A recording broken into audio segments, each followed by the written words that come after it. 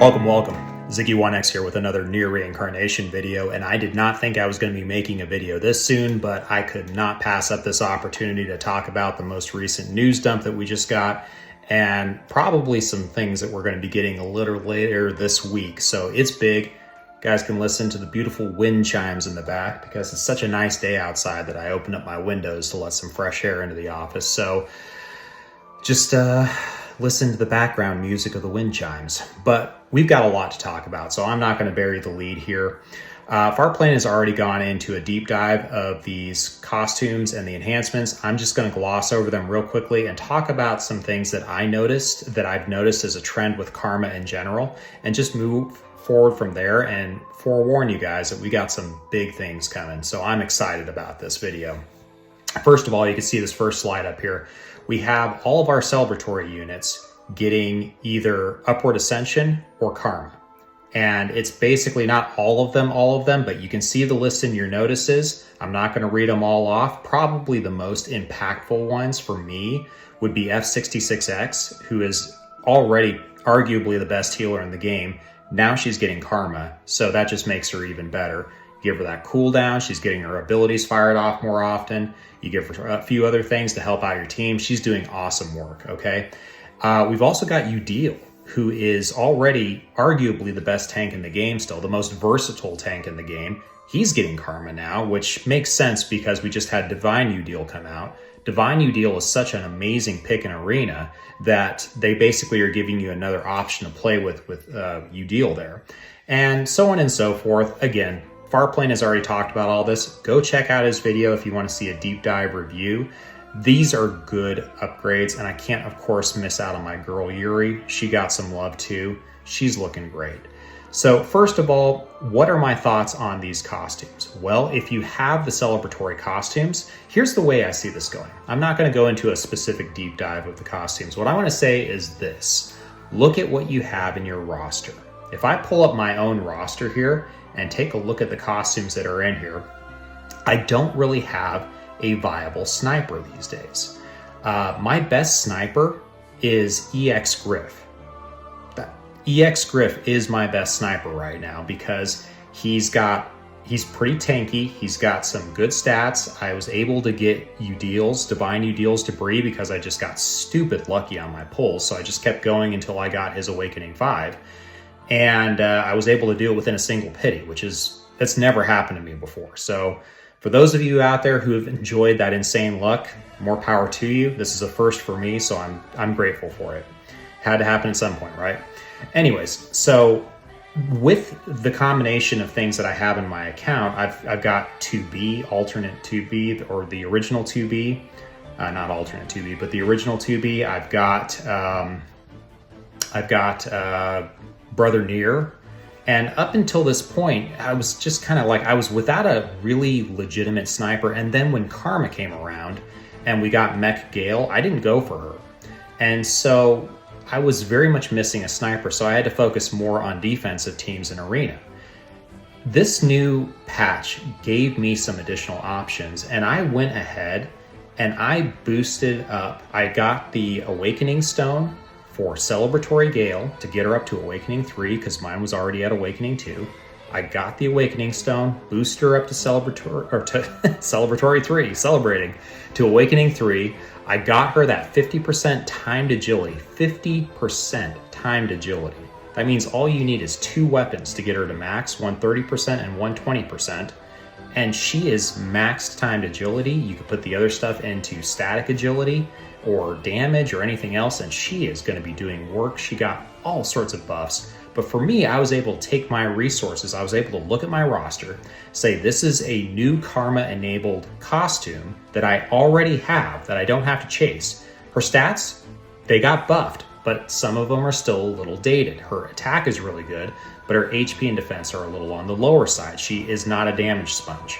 A lot of the costumes that we have in Arena these days, they have the benefit of being able to dish out the hurt and take a few hits. Celebratory Gale can't do that. She can definitely bring on the hurt, but she can't take any hits. So it benefits her to be faster than everybody else and to build a team around that to where you can accommodate her and shelter her. So when you look at your roster with these upgrades, we've got some really good upgrades. We've got Karma on most of these celebratory costumes now. And again, with their stats being raised up, don't ignore the stats. Most of these costumes getting up to the ballpark of 10,000 attack, for example, for your attackers, no joke. That is really, really, really powerful. My Udeal, I capped him out. I've got everything done with him. He's sitting at just north of 11,000. He's got some of the highest attack in the game. And so 10,000 to 11,000, yeah, it is a difference, but it's not that big of a difference. So here's what I'm saying.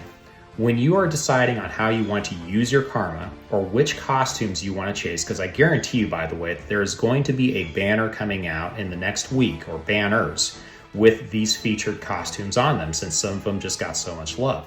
The developers are going to want to lean into that. They're going to say, hey, look, these costumes are all of a sudden very desirable again, so we're going to go ahead and put them on a featured banner. We're going to increase their rates by 1.5 or 2x, and we're going to give you a guaranteed drop on slot 10. We're going to do the paid biz. Wow, been playing War of the Visions again. Paid gems again, and all this other stuff. And so we're going to really bait you into pulling on these costumes. And if, by the way, you are one copy away from getting Awakening 3 on Gale, or you are all these other little factors that are account specific, base it off your account. Don't look at any one of these characters and say, I have to have this character now just because I got this enhancement, or I'm not going to do anything with these characters because something better will be coming down the road. Here's my calculus for this, okay, guys? Please pay attention to this. If you have like me, a perfectly viable Celebratory Gale who now is one of the best arena rushers in the game, all of a sudden, magic, there's not a whole lot of incentive for me, unless there's a big difference, to pull on the next arena rusher because I have a perfectly serviceable arena rusher. What this means for me is it allows me to take those resources that I was going to dedicate towards that costume, save them because I already have a perfectly viable costume, and then maybe focus on something else that comes down the road. And that's the way I think everybody should be looking at your accounts. With all of these enhancements coming out, we are seeing some big changes in these costumes, and I'm going to dig into one more thing. I don't know if this has been talked about all that much. I'm sure it has been in the Discord. I haven't seen much about it on Reddit, but maybe it's just because I've been a little AWOL from these things. But let's talk about something that I think is really important. So first, let's talk about our Recollections of Dusk and our EX costumes. These are our quote-unquote free costumes. These are not costumes that are obtained through the gacha. Now, I'm going to pull up here on my screen. I've got my EX Griff. And by the way, this is the same for all of the EX and Recollections of Dusk costumes. This high bar is the same. You'll see here I have Bold Vigor 30%. Okay, you may be thinking, wait a minute, isn't it 20%? Yes, it is 20% for every other costume, or was for every other costume up until this point.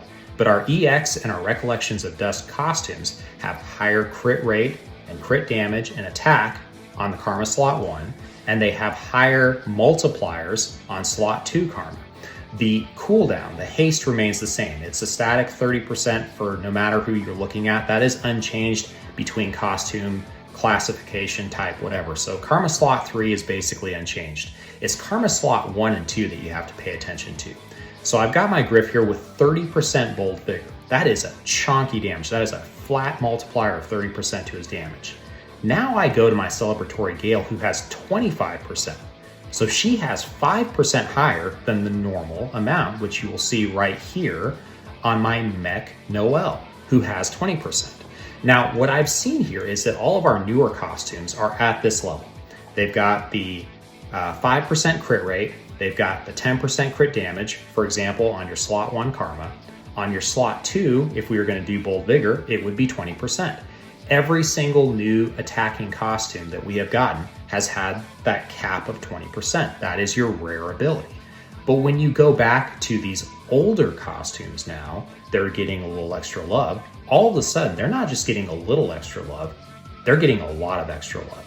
Gale now has upward potential higher than Mech Gale, who is a brand new costume who just came out last month. Mech Gale caps at 20% Bold Vigor. Celebratory Gale, who came out at the beginning of the game, has 25% Bold Vigor, which means that she has the upward potential in her Karma to do a flat 5% more damage. That is significant considering that Celebratory Gale has a higher base attack than Mech Gale. The other thing that we notice here, if we go through here, you can see it right here, our Karma slot 1. In the case of Griff, the agility isn't affected at all. The agility remains the same, but the crit damage is 20%. So instead of 5% and 10%, 5% crit rate, 10% crit damage, on an EX character or Recollections of Dust character, it's 10% and 20%, which makes them significantly easier to build. And if you look here, for example, at my current setup for my Griff, I'll go ahead and show him off a little bit because I'm so proud, so doggone proud of this costume. If you look at him right here, he's loaded. 65% crit rate, 200% crit damage. He has fully, because I have him in a team with a agility buffer, he has 100% timed agility. And he's still at the 1633 base agility. So you just take that and multiply it by 2. Good attack, good defense. He's got that innate water resistance. He is a tanky, good unit. And he's got full cooldown, except for that third slot, which is giving him his extra agility. So this guy's a monster, and those people who have gone up against him say he's a solid unit. He's a well-built unit. This is a free unit. This is an EX unit. Granted, I've got other things sunk into him that take him beyond what the base would be. But this is the kind of stuff that I'm talking about where all of a sudden our costumes, our older costumes, our celebratory costumes from round 1, which Celebratory Gale, she is the first celebratory costume that we got, or second.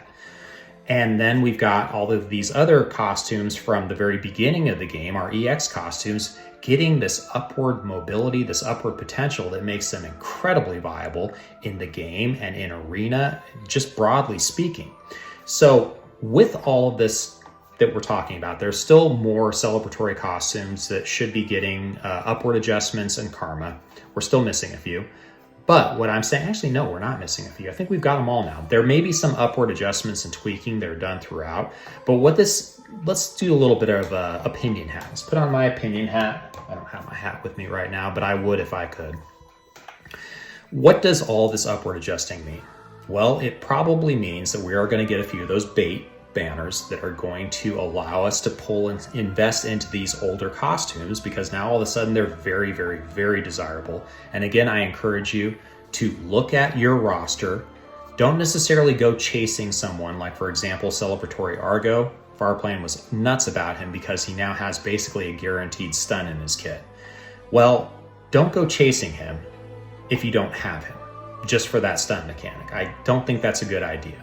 But if you have him, well, now you could take advantage of him. I personally don't have him. I don't have Celebratory Noel. I'm missing actually a lot of the older Celebratory units. But I do have Celebratory Marie, who is arguably now one of the best celebratory costumes in the roster because she got some bonker buffs. And if you haven't looked at her yet, go ahead and take a look at her. She is really, really, really good. And I'm excited about this. So what does this mean? What this means is that the developers are going to be introducing, in the not too distant future, very likely some pretty good power creep. Because now they're taking the older costumes, and one of the things, by the way, just as an aside note, one of the things I appreciate so much about this game is that every single costume is relevant. Every single costume can be used for something to varying degrees. There are one or two, Argo, who are still totally useless, but there are others who, for the most part, have gotten love. A2, 2B. She was the first limited costume we got, A2 and 2B. They're both really good. 2B is an excellent arena unit, and A2 is a great PvE unit. And so with the changes that they've been making, they've been keeping these early units relevant. They've been keep bringing them up to where people who want to experiment and play with them and get creative can, and even push metas in some case with them, as in the case right now as we're showing with Celebratory Gale. She will push arena metas as a sniper. She's excellent. I cannot stress that enough. And Celebratory Marie in the same boat, along with a few others. So what are my thoughts? Well, we're going to get some new power creep here very soon. And it probably won't be this month. It may be next month. But definitely for Christmas, we're getting some good stuff. And so my suggestion, as always, is just to evaluate where you're at with your account.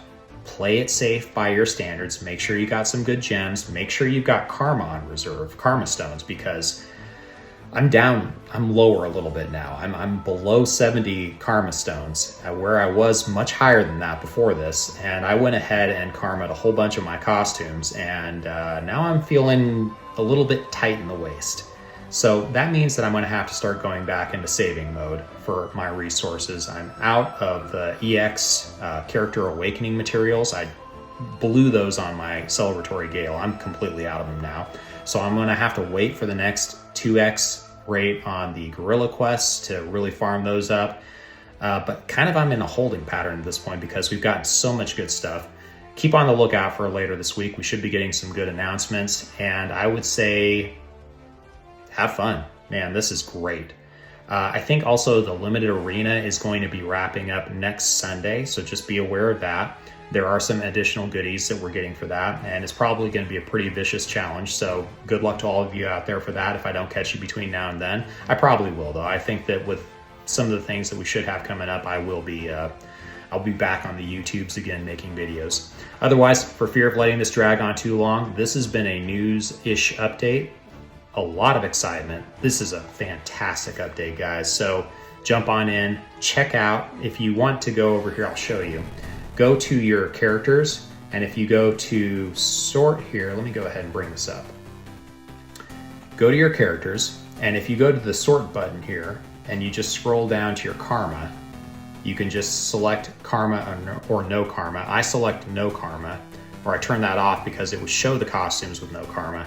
I click OK, and it will bring up the costumes only that have karma enabled on them. And you can see here, this is my roster of karma enabled costumes. And there's quite a few of them, and way more than I can do anything with. We're not getting enough karma stones to fully flush these guys out yet. Will they turn it up a little bit over time? Yeah, I think they will a little bit, but their purpose is to slowly get karma to these costumes over time, and they've been doing a good job of getting it out pretty steadily. So yeah, just go ahead and look at that. Base your decisions off of what you have, what you need in your account, and move forward from there. So this has been Ziggy1X for a second video in a single week, which is unheard of for me. Peace out, y'all. Have a good one. Bye.